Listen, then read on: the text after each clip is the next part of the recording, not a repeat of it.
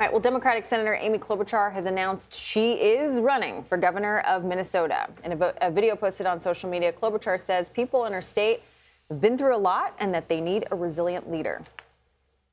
These times call for leaders who can stand up and not be rubber stamps of this administration, but who are also willing to find common ground and fix things in our state. These times call for grit and resilience. I believe we must stand up for what's right and fix what's wrong. That's why today I'm announcing my candidacy for governor of the state of Minnesota.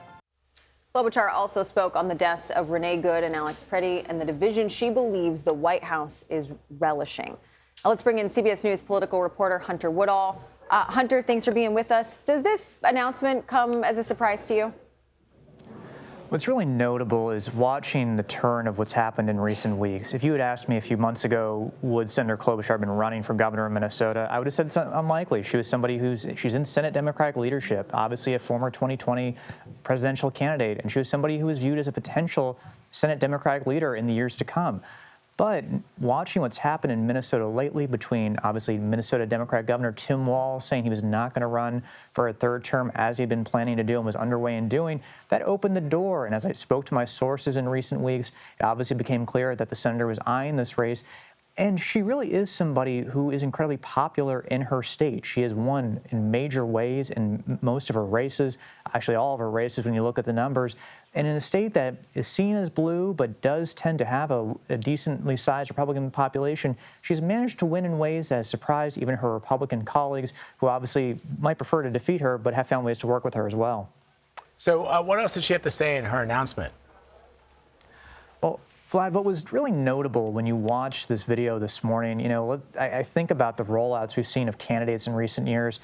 Obviously, Minnesota is going through a really chaotic time right now, but what was striking was what she talked about from the jump, which is really the tragedy Minnesota has seen not just in recent weeks, but also in the last year. She refers to the assassination of former Minnesota House Speaker Melissa Hortman, who was killed last June. She also talks about a school shooting that happened in August, or a shooting of kids near a Catholic school last year.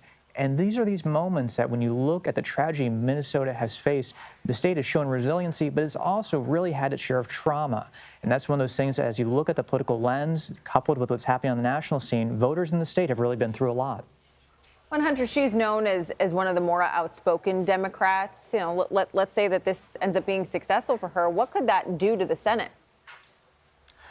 Well, let's look at this in two ways. It's striking because you have a fair amount of senators who this year are actually running to be governors. You have Michael Bennet, the Colorado senator, trying to become governor of Colorado. You have Marsha Blackburn, Tennessee senator, trying to become governor of Tennessee. She's a Republican.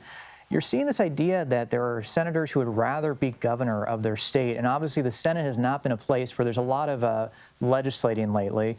But governor, when you have this executive power, you really can make an impact. And when I talk to governors, that's what they see as really the appeal of this job. And especially in a state like Minnesota, this would give Senator Klobuchar a really interesting ability to legislate in a way that she hasn't been able to do in the Senate, even though she's been there for quite a while and has passed many bills. All right, Hunter, thank you. Thanks, Hunter.